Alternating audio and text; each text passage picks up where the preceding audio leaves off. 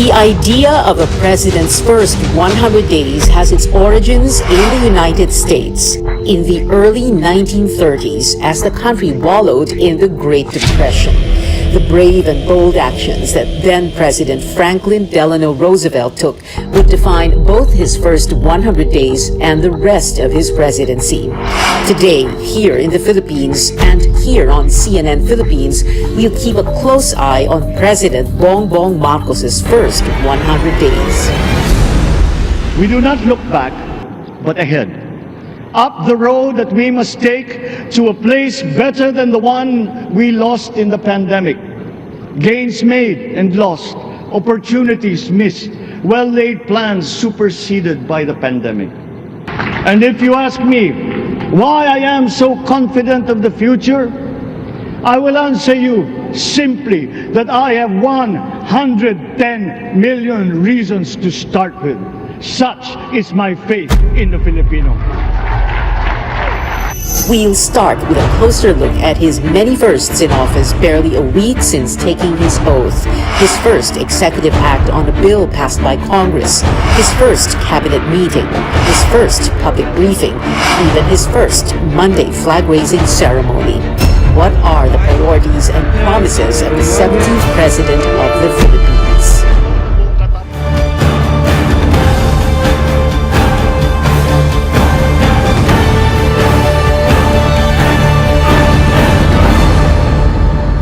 Good evening, I'm Pia Ontiveros. Welcome to your weekly political appointment fix, politics as usual. My guests tonight here in the studio, political analyst Richard Heydarian and former presidential spokesperson Edwin Lacerda. Hi, Richard and Edwin. Thank you very much for being here. You're all smiles. Parang ito na naman tayo.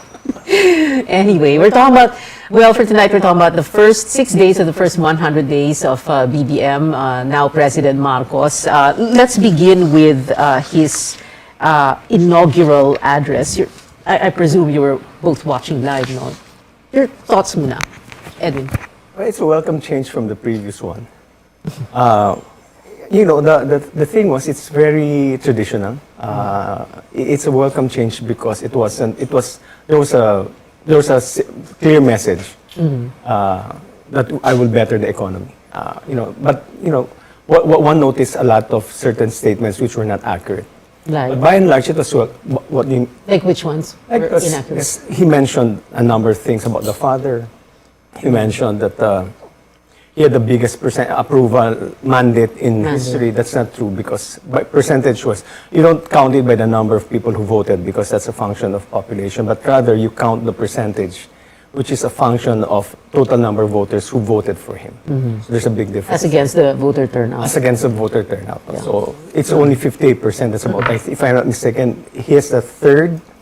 Third, yes. Third. So that's inaccurate in that regard. And also the statements about his father. But by and large, it was well written. It was a well written speech. From somebody listening to it, you'd welcome that. Yeah, and for someone who's worked for a president, worked in Malacanang, it's also good for the international community because the diplomats would not be if it was spoken and delivered in Tagalog like how Pinoy did it. I'm sure they were just listening but not knowing what's being spoken. But here, the international community, more importantly, the international community, because they're the ones where our economy is in a difficult situation. So you want the international community to be assured that, hey, this is a new guy coming in, LC, predictability of business rules and all that. So that's something that by and large welcome. But locally, of course, the critics would point out the false statements. But I think from a quite an objective point of view, it was something that a president-elect had a good delivery. Which line did you like best? Huh? Which line did you like best? A fair question to you? Well, it's really basically on the soundbite thing. It's about your pangarap mo, pangarap ko. But the other thing also, I mentioned this previously, he didn't mention corruption. Because that's also a staple of each president when he comes in. He will promise that he will wipe out, curb corruption at least. Right. Here, he didn't even invoke fighting corruption, which is...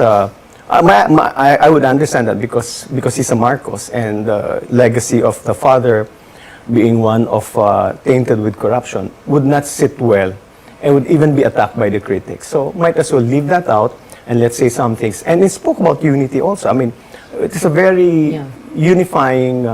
Unity. He didn't talk about the 31 million who voted for him, but the 110 million. As he should be. As he should. No? As he should, because he's not the president of the entire country. Hirap naman to start quarreling. Yes, oo. On day one, ano? Richard? Yes, now suddenly I regret not having coffee. Not my 100%.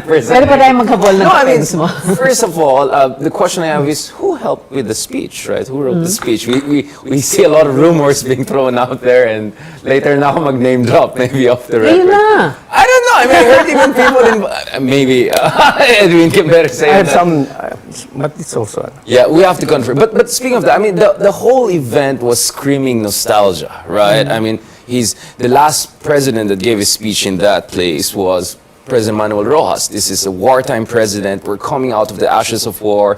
He's asking on people to help him, for the nation to rally behind him. Well, you see very much a parallel there. He's saying we're coming out of a pandemic. There are a lot of problems. So at the same time, even the critics would say that was a breath of fresh air, as nostalgic as it was. Even the style of his speech, I mean, it looks very much like his dad, right? The way he angles like that and gets the speech out. He's his father. Right, but considering we are coming from Duterte, some would say it's a breath of fresh air. I even heard critics saying that we're jumping from fire to the frying pan. So it's quite an improvement from what we had in the past. Yeah. Moreover, it was a speech that was a masterpiece in navigational politics. I mean, the way he navigated very thorny issues, right? He mentions Ukraine, but doesn't take sides. He mentions pandemic. He kind of talks about mismanagement, but doesn't criticize Duterte, right? He gives credit to his dad, at the same time say, let's not dwell too much on the past, let's look forward, right? I mean, if you look at it, it was very well navigated. I mean, the way the speech was constructed. Again, I was saying, who helped with him? Is this his speech, etc.?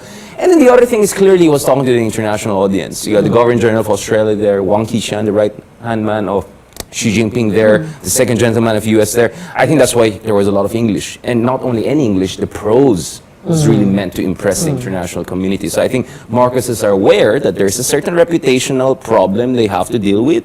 He wants to visit the White House. He wants to go to the West. And So I think is he was trying to also impress the international community. That was very clear. That's all very much I saw with the inauguration. Yeah. So who wrote it? Who helped write it? I don't know. I've heard na baka matroll ako sa Twitter. Although one of those guys that I suspected blocked me on Twitter, so I don't know if it's really him or not. Oh, We so can talk you- about. You tweeted about who blocked you. No, he Check. blocked me Okay. before, but let's get All right. Oh, you know, one other thing about the inaugural, ang dami nagre-react eh, the inaugural medallion, the souvenir.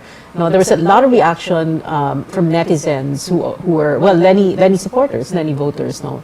Ano yan, ba't ang bilis naman magpagawa, etc. Edwin, you have institutional knowledge kasi you used to. Traditional yan eh. Ganyan. You know, each president issues a medallion except for Cory in the post-EDSA. I remember Digongs noong 2016. Si, I had a si picture. Pinoy meron din, Yes. si Digong meron din. So it's you know, we're living in a very polarized society right now. Unlike previously, for instance, in 2016, it was also polarized, but not quite as polarized because it became an issue of Marcos versus to a certain matagal na yung labanan eh. It's been a long drawn battle between Lenny and Bongbong Marcos way back in 2016. So it's a quite the passion you were discussing, the passion was really intense. So you could see that anything that comes out from the Marcos side which is pictured as being luxurious is immediately attacked. But historically, medallions have been given as part of a memorabilia of a incoming president. You want to say something about Well, I mean, Richard? people even made issues out of his watch, right? So, I mean, like, if people are going to zoom in what is in the watch, right? And what kind of gestures people were making before the speech, I'm not surprised. I mean, I think the new president, or any president in the future, has to get used to this. This is about the information ecosystem as much as it's about the polarized political environment. I was thinking, what if I'm the president and then I make a slip of tongue or something like that? People are going to exaggerate. This spliced video phenomenon. This is the reality. So, you know, it may you're serve under you one day, microscope, it may yeah. serve in the other. You're under a microscope and then Exactly. lalo na pag ganyan, no? Someone as 24/7 news cycle. I mean, this is just the reality we're going to face right now. And I think the Marcoses, right, they may have won the presidency, but they're not the kings. We're not in an absolute monarchy, right? So there's going to be freedom of expression. There are a lot of people who are not happy or passionately against him. So I think this is something that will be the lay of the land for the foreseeable future. No, the fact is, presidents live in a fishbowl. And that's a staple for every president. The thing, however, is that people are commenting on the very, very formal style because there's nothing yet substantive. Except, for instance, except perhaps for the first statement that he made, which was a mistake, saying that he doesn't believe in the June inflation rate.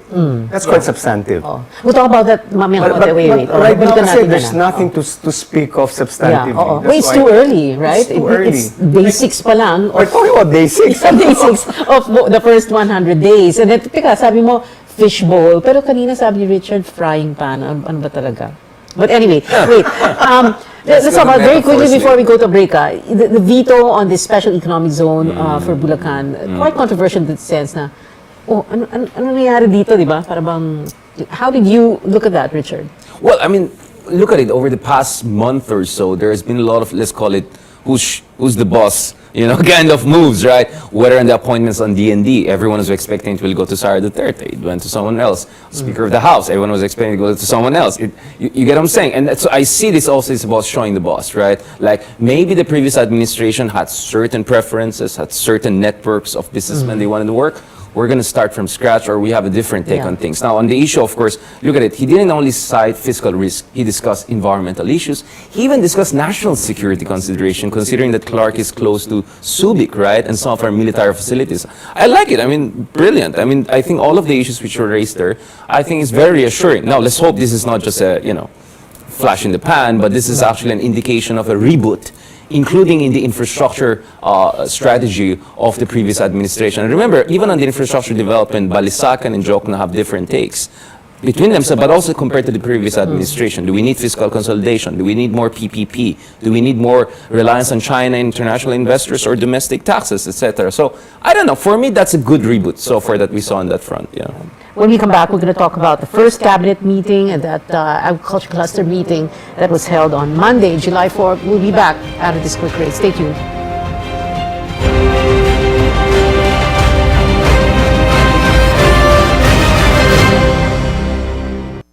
SMC, San Miguel Corporation. Bisag unsang industriya ang sudlan niini, tinguha sa SMC ang pag-uswag o paglambo sa mga Pilipino. Karon, gikan sa SMC, aniya na ang SMC Davao Cement. SMC Davao Cement, gama sa Davao para sa Mindanao. SMC Davao Cement, ato ni Bay. Ito ang RPN, Radio Philippines Network, DXKT 1071 sa inyong mga radyo, ang Radyo Ronda sa Davao.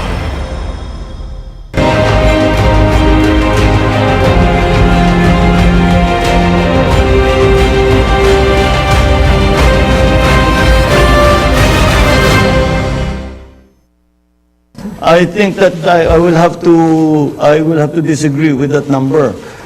We are not that high. We have crossed our targets were less 4% or less. Unfortunately, it looks like we may cross that threshold. Tatawid tayo sa 4%. Let me begin by saying that the President's disbelief at the 6.1% June 2022 inflation rate figure was misunderstood. Okay? He was referring to it as a full year figure when in fact the year to date, meaning January to June, average inflation rate is actually 4.4%. Welcome back. This is Politics as usual. We're still talking about what's happened so far. Day 6 of the first 100 days of this new Marcos presidency, the new Marcos administration. Ito na nga yung sinasabi ni Edwin kanina, right? Itong 6.1% inflation. You had an interesting tweet about that. You said that. Yeah, because, coming from experience, I know that the president is always informed ahead of time. Inflation rate, GDP. In fact, RC is still the head. Right. So I worked out a situation, a coordination with RC where every time, before you announce, 1 hour before, you give me the report so that we can go through it. Number one, so that we can respond to questions if we're asked. Number two, so that we will not be blindsided. So the president gets all these reports. Text yan, sir, this is the inflation rate. Sir, this is the GDP. So you cannot say na hindi mo alam. And noteworthy is the same day lumabas the inflation rate, RC was there. Ben Jokno was there with him in the palace. So either he was briefed or he wasn't given, or maybe they haven't worked out a system where the president is informed of any economic report. But nonetheless, I saw the rationalization of Secretary Jokno, but the question was very clear. He mentioned June inflation report. And maybe it's from where I'm coming from my experience, he was responding based on stock knowledge. So it's possible that 4.4 ang sinasabi. It's true naman, there's a target. But the question was very direct. Either he didn't hear it or it was really based on stock knowledge. But if you go through the PSA report, the reasons for the increase was food. So maybe better preparation. But they had this memorandum circular requiring CSW complete staff work for everything. You don't have to have a memorandum order for that. CSW is a required part of government in the same way that a briefing papers are required for any CEO. I mean, that's not something that we didn't have a memorandum order for a CSW. It started by Ramos. And every president is required to do a CSW so that you don't embarrass the president when he speaks. Ganun kasi. Well, I mean, he didn't choose to have a spokesman, right? I mean, there's a reason why they're spokespersons, right? It's a profession, right? To avoid this kinds of situation. Remember in Solgen situation, people made a lot of big issue. So I think people are trying to say it's the same thing.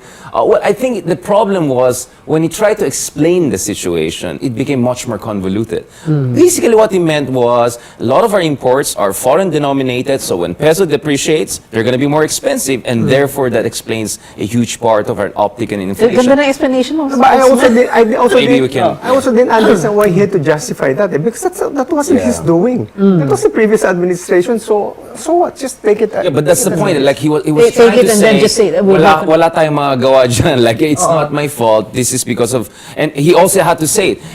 Hindi lang Pilipinas ang bumaba yung foreign exchange. Lahat ng mga Asian So when he tried to over-explain it, it got convoluted. So I think the issue is less about him denying the inflation rate. It's more about him not properly grasping the issue. At least that's what the critics were trying to say. But my understanding is the president was simply saying, dollar is on the rise, peso is on the decline, imports are expensive, therefore inflation is picking up. But that's the problem. Sometimes you shouldn't explain things too much. You get into trouble. It's not a function entirely of the dollar when the inflation rises. Sometimes we had also, we can control the inflation rate, but depends on, certainly the global factors. There were global factors for that, but it shouldn't be, the bottom line is, there's a report, just take it as it is, report, and say what your solutions would be. Okay, we have a minute and a half before we go to another break. But before that, very quickly, I wanted to talk about the first cabinet meeting that was held yesterday, Tuesday, July 5. No? Ang daming, una-una, and ito na naman tayo, no? Because he's a Marcos, lahat talaga papansinin sa, lahat kikilatisin sa kanya, di ba? Ang dami nagsabing, bakit hindi nung June 30, nag-cabinet meeting, which is the traditional and the expected thing to happen, no? I don't know. I can't remember. We did. But we did. Our first cabinet meeting was on the day of the inaugural. No, but it's not a requirement that it has to be on that same day. It's really the president formally gathering his cabinet, and it was really informing everyone. These are my expectations and all that. It's natural. The first one. In fact, ours was not very, very long. It didn't reach 4 hours. Yeah. But is it an issue, as some netizens said it was, that why was it held on Tuesday, July 5, and not on June 30, Thursday? I think our countrymen should expect each president has his own style, his or her own style. So shouldn't be judging them from what your predecessor does it. For as long as you deliver on your promises. Sa akin, simple lang yan. I mean, he did a 4-hour cabinet meeting, not to justify the president, but he did a 4-hour fundamentally economic briefing yung ginawa niya. Right. So, but problema talaga tayo ng economy. But I think that's more on form rather than substance. Sa akin, so what if it's the second day? Hindi kasi ang dami nagsasabi, bakit nauna daw yung birthday party ni Imelda, bakit ginawa sa Malacanang, ang daming pinapansin. hintay na lang natin mga substantive ng criticism, More. which is more important for us rather than all this formal criticism. Yeah. Well, speaking of substantive, before we go to a break, 30 seconds, Enrique Manalo as DFA Secretary, a lot of people were praising that appointment, right? I mentioned that. When you were asking us kung sino magiging DFA Secretary, I said, Ricky Manalo should be the one. He's a very competent. I met him when he was ambassador to UK. I was in UK. He's very, very competent. And he's a son of two top diplomats as well. So he's steeped in diplomacy. Richard, Wala your pang opponent, DOH secretary, right? DOH, That's the point. DNR, DOE. Yeah. That's why it's a bit of mixed baggage. I think, obviously they're going to be loyalists there. They're very competent technocrats there, progressive technocrats, even like Balisacan. Enrique, fantastic with Ambassador Manalo. There were a number of names we were looking at. This is the best outcome we could have wished for, right? Brilliant. I love it. And by the way, he's the first one in 2 decades na career diplomat ang nagiging hindi interim, but more or less hopefully permanent foreign secretary. So this is a great job. Last time was 2003 to 2004, diba? When we had our first female foreign secretary, right? So that's a great thing. But yun nga DOH secretary, wala pa. And we're already in the Kasi first may week. merong may nag-hedge pa kasi, di ba? Yeah, that's You my know? point. 3 weeks ago, sabi ni Bongbong Marcos na he's narrowed na yung choices. So, ano to, And parang nag-decline muna daw kasi yung isa, kaya... Filipinos Got Talent ba to? Ang tagal nito, di ba? Medyo priority. And so I think that's the one cabinet position where he could get some criticism for not showing urgency. But the fact that during his inauguration, tumayo siya when the frontliners were coming in, I think that was his way of saying, don't worry, alagaan ko kayo. I know how important your job is. And to be fair to President Marcos Jr., ang laki ng problema sa loob ng DOH, right? Oh my goodness. You need a big cleanup. So you need to bring someone who's not only respected by doctors for her or his expertise, but a good manager who can clean up the system because the mess is big. Okay. Since tonight's big word is first, so pag-usapan din natin yung first press briefing. I'm sure you watch it also, Edwin, and you, sanay ka dun as press secretary, as spokesperson, sorry. What did you think of the press briefing? You know, was the media, the Malacanang press corps, allowed to ask questions? You know, was it something we expected or something unexpected because we thought na? Yeah, I think he, except for that June inflation rate, he performed pretty well. May mga nagtatanong, It's basically stock knowledge. It's basically stock knowledge because I know, they haven't really focused on what will be the executive decisions, or he hasn't made any executive decision. If you notice in his cabinet meeting, he said that or in his briefing, he said, I'm going to give you free rein. I'll delegate the responsibility of forming your own organization structure, whatever decisions. He left, for instance, for the economic team, the economic decisions to be made. But that's standard. But the thing is but it's basically broad statements, motherhood statements, nothing specific, which is okay because there's really nothing substantive yet or specific that they have discussed. But could he be the kind of president na, he recognizes that other people are the subject matter expert and therefore he would trust them, for example? Well, apparently, Pwede ganun. he trusted RC and Ben Jokno. That's very clear. I mean, he also gave them free rein to manage their own organizations, which is really an important thing. You don't micromanage. That's important. Right. You can't. You cannot manage. Also, one thing, he mentioned that we plan to do 2 cabinet meetings a week.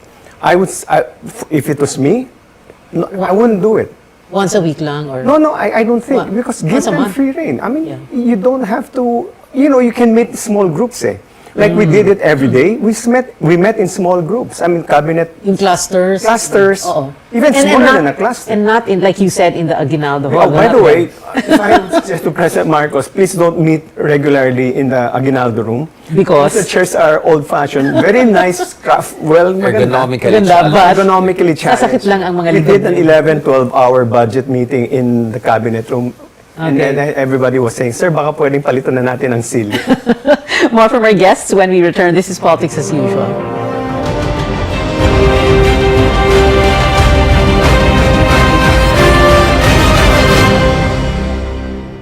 There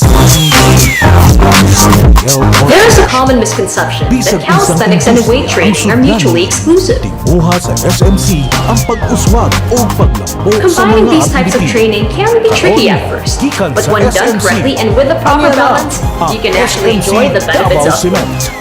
SMC Pace Davao yourself. Cement. This is a time-based workout, para sa so let me Mindanao. show you just how we can do that in SMC today's workout. Davao Cement. We'll be calling Ato hybrid ibay. calisthenics. Ito ang RPN, Radio Philippines Network, DXKT 1071 sa inyong mga radyo, ang Radyo Ronda sa Davao.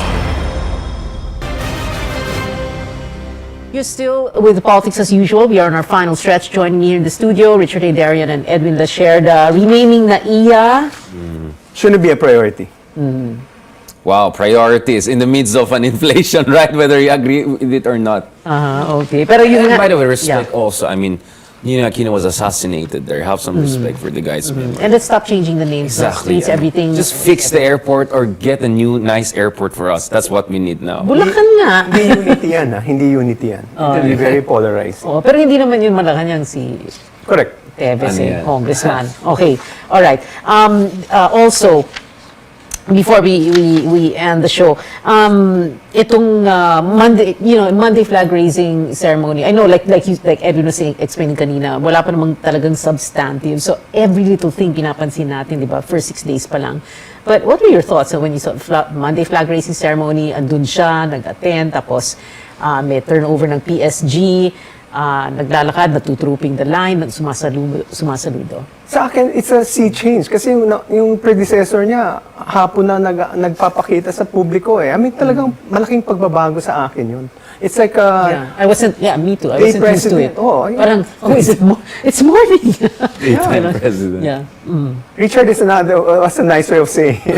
Richard? No, I mean, for me, I will take motherhood statements and generic comments over ad-libs and midnight stream of subconsciousness anytime. Let me just put it that way as far as... Tsaka maaga press conference. Yes, By 1 maaga hour. and discipline Nagulat ako within doon. that. Yeah, exactly. So I think people should put things into perspective when we talk about this president. I think it's definitely a sea change for good. Let's not forget, he's a Department of Agriculture secretary too. So he has to be hands-on on that because that's a big, that's a big issue. If you want food security, you want economic prosperity, inclusive development, everything there in his inauguration, he has to have an overhaul there. Not only the department, dealing with the cartels, predatory intermediaries, taking care of the farmers, and I'm sure with RC they're going to have a lot of coordination there, considering all the decades they worked together. No, I mean RC. RC is a poverty expert. That's why he can help a lot.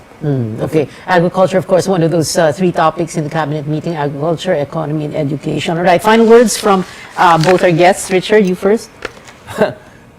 As I said, even for critics, this is more like jumping from fire to the frying pan. And to be even more fair to the new president, is that, let's take it a day at a time and then assess how it goes. And accordingly, if there's something good done, let's give credit where credit's due. If something is not done well, whether you voted for him or not, you call it out. That's how being a good citizen is all about. And let's try to do that and stick to the course, yeah. Thank you, Richard. Edwin? I think it's too early to judge President Marcos. All this all this criticism against him are not as important as whether he steers the country well, and that requires really reading your briefing notes, listening to your cabinet, and I hope he does perform for the sake of the country. Well, I remember May 25, the night that he was proclaimed, he said, wish me well and I want to do well. Right. Because if a president does well, then the country does well. Pray for me, I think even. Yes, he even said pray for you. All right. Thank you to our guests tonight, gentlemen, Richard Hidarian and Edwin Lasherda. Very glad you can join us tonight. And we've been told before, don't talk politics at the dinner table or the family reunion or in Viber groups and risk warfare, digital and otherwise. But we can talk about it here at this table on the show, your weekly political appointment fix, politics as usual. I'm Pia Ontiveros. See you back here next Wednesday, 8 p.m.